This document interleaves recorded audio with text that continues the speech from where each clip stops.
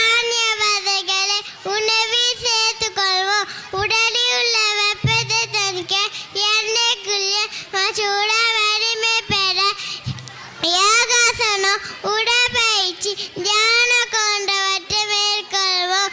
அன்று உணவில்லாமல் உயிரிழந்தன, இன்று உணவாக உயிரிருக்கின்றன. எனவே காலை மாறினாலும் நோயற்ற வாழ்வு, கரைவற்ற செல்வம் என்பதை கருத்தில் கொண்டு நம்